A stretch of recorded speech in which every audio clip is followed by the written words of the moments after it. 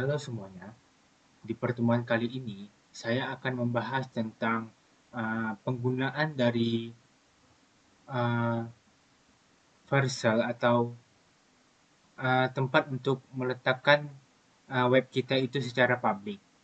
Nah, di sini kami sudah diajarkan yaitu tentang cara untuk meletakkan file-file yang kita letak di bagian localhost agar bisa digunakan atau dikerjakan di mana saja.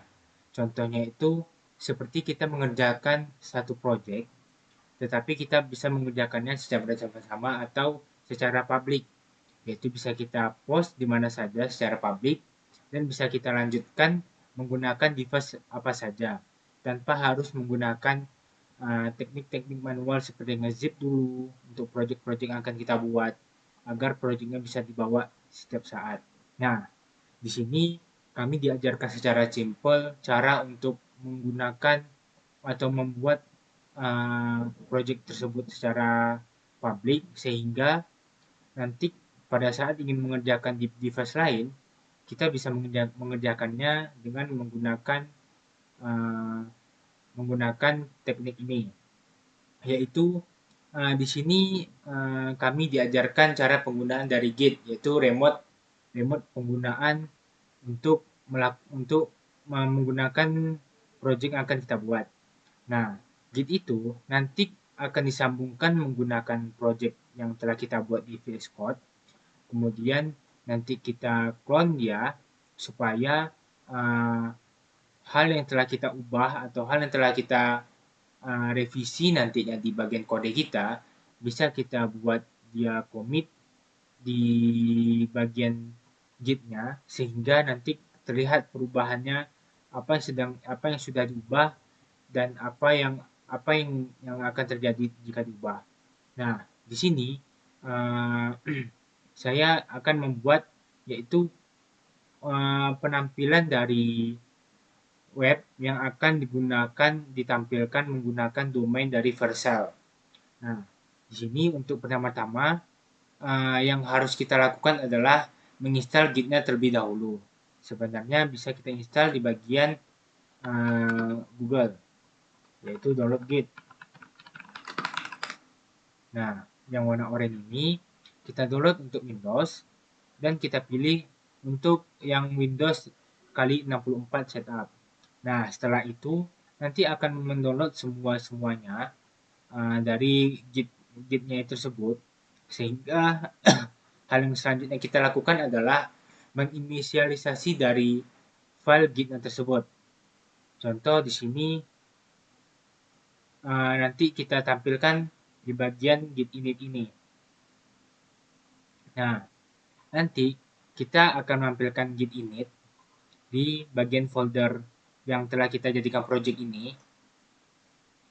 Nah, pada saat kita Git init, maka otomatis semua hal-hal remote yang disediakan oleh Git itu kita inisialisasikan di project web kita, sehingga nanti pada saat kita ingin mengcommit atau mengepush hasil perubahan dari project kita bisa kita langsungkan ke GitHub.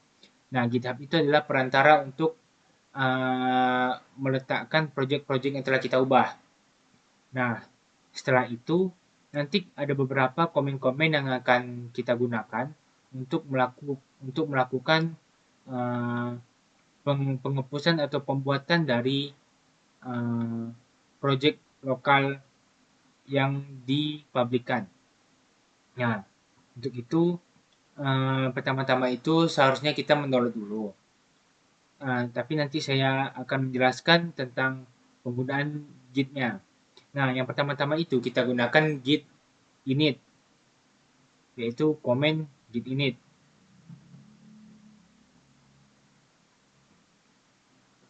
Nah, contoh di sini kita inisialisasikan Git init pada folder project kita. Nah, Git init ini apa gunanya? Git init ini gunanya untuk pada saat kita ingin membuat folder kita ini bisa remote, kerjanya secara remote, maka kita tampilkan atau inisialisasikan Git initnya dulu supaya bisa masuk ke dalam folder kita. Nah, setelah itu maka akan kita lakukan nanti yang namanya git status. Git status ini apa? Git status ini adalah untuk melihat status dari git kita. Apakah sudah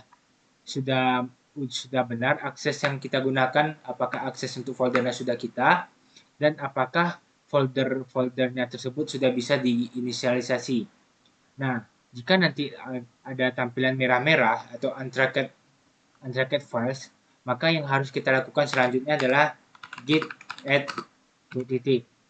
Nah, sebenarnya untuk cara manualnya itu adalah git add untuk nama file, git add nama file kita yang kita akan inisialisasikan satu persatu di sini. Tetapi kalau kita gunakan git add nama file, itu akan memakan waktu yang banyak. Maka untuk cara tercepatnya adalah git add titik. Nah, titik ini untuk menginisialisasi semua file yang tidak tertrack oleh git di dalam folder kita. Nah, nanti pada saat kita jalankan komen ini, yang akan dijalankannya adalah meng-create semua file-file yang belum di tracknya tadi. Selanjutnya yang kita lakukan adalah git status. Nah, git status ini nanti akan menampilkan apa saja yang sudah di-create oleh si gitnya. Jika nanti warnanya hijau semua, itu artinya sudah ter-create semuanya untuk hal-hal untuk file-file yang belum di tracknya tadi dari awal.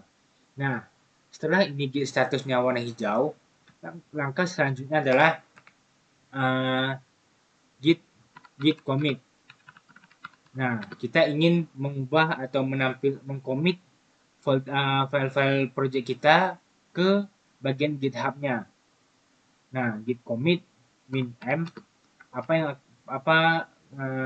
pesan yang akan kita commit. Contoh first commit nantinya.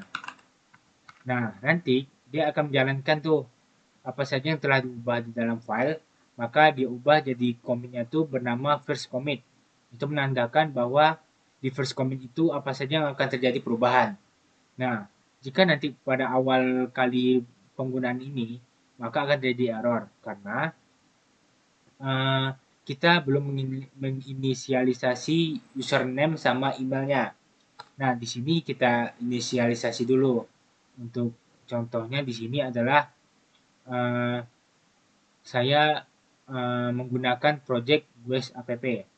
Nah, di project Gues app ini terdapat HTTPS-nya ini. Kemudian akunnya adalah akun dari mahasiswa saya, yaitu tengku23ti.mahasiswa.ac.pc.ac.id. Nah, itu adalah git username-nya, username. Kemudian name-nya juga kita samakan dengan name dari si nama kita yang di GitHub. Jadi nama saya adalah Tengku Raffi. Nah, setelah kita inisiasi keduanya, barulah nanti kita git commit lagi, sehingga nanti commit yang pertama ini akan berhasil.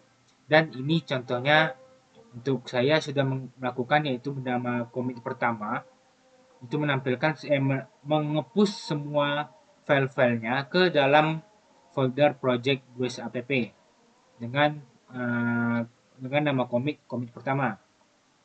Nah, itu commit pertama adalah mengcommit semuanya hal-hal yang telah disimpan dari awal sampai akhir di bagian project.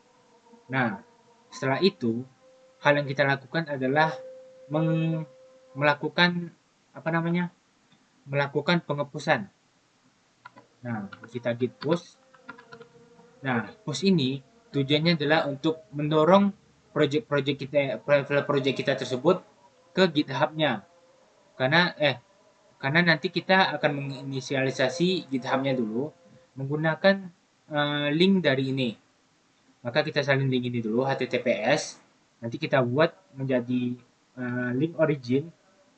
Kita salin link ini supaya folder yang akan kita push nanti atau kita commit itu perginya ke bagian repository yang project Gues app ini. Nah, setelah itu kita dorong, kita push ke sana, maka kita push dan foldernya akan masuk ke dalam project repository ini. Nah, ini contohnya commit pertama. Nah, jika nanti kita ingin melakukan perubahan, contohnya melakukan perubahan di bagian start box atau navbar, Nah, nanti kita bisa gunakan lagi komennya di bagian comment prompt. Kita buat sini comment prompt, kita buat dia nanti jadi apa? Kita buat dia nanti jadi git commit dulu. Habis kita git commit, kita git add dan kita git push. Nah, setelah kita git semuanya, maka nanti kita inisialisasi nama gitnya apa di bagian si repository-nya. Di sini saya sudah mengubah juga di bagian resource dan packet lognya. Ada update, ada update. Nah, nanti dia kelihatan tuh mana commit yang pertama, mana commit yang selanjutnya, dan seterusnya. Nah, setelah ini kita commit semuanya, kita sesuaikan. Ini adalah tampilan pada saat dijadikan localhost. Belum belum dijadikan ke bagian domain. Nah, langkah selanjutnya setelah mengcommit itu gambaran dari commit ya. Gambaran dari commit. Nah, setelah kita melakukan commit tersebut, hal yang selanjutnya kita lakukan adalah mengpublikkan file project kita agar bisa dilihat oleh orang lain menggunakan link yang kita kasih, yaitu menggunakan Vercel. Nah, Vercel ini apa? Vercel ini adalah untuk mendeploy kan semua project-project yang telah kita sediakan repository-nya di bagian GitHub. Nah, di sini uh, untuk memudahkannya kita login menggunakan GitHub agar untuk si Vercel-nya sendiri mengambil repository semuanya dari GitHub yang kita sediakan. Contohnya di sini, saya sudah membuat untuk GitHub untuk Vercel-nya Hotel Guest, kemudian ada untuk Sedap, kemudian ada untuk Git dan Git React. Nah, di sini untuk project saya itu menggunakan ini, saya import dari Vercel-nya menggunakan dari repository ini. Sehingga setelah kita jalankan, maka yang akan dia tampilkan adalah data-data ini. Persis seperti yang localhost kita tampilkan. Terus, dia menggunakan link, bukan lagi localhost seperti yang ini. Sehingga pada saat kita cari linknya, nah, dia akan langsung ke bagian folder web kita. Dia sudah menampilkan atau sudah mengambil semua file-file project yang dari GitHub yang ditampilkan lewat file tersebut. Nah, terus setelah itu semua, nanti kita akan mendapatkan link yang dimana link tersebut bergunakan bisa dilihat oleh banyak orang. Contohnya nanti kita bisa lihatnya dari device mobile, ataupun dari device laptop, ataupun dari PC nantinya. Nah, itu cara nanti kita mengubah-ubah dari filenya, kita ubah dalam file project misalnya di sini. Nah, nanti kita commit lagi, dan kita push ke file si GitHub-nya, ke repository GitHub-nya. Nah, sehingga pada saat kita repository GitHub nanti sudah di-push, sudah kita update, maka pada saat nanti di Vercel kita refresh dan kita jalankan lagi, barulah dia berubah sesuai yang telah kita ubah di bagian VS Code-nya. Mungkin untuk penjelasan dari GitHub dan Vercel, yaitu penggunaan deploy file project kita secara publik, mungkin itu saja yang dapat saya sampaikan. Semoga dapat bermanfaat. Terima kasih. Assalamualaikum warahmatullahi wabarakatuh.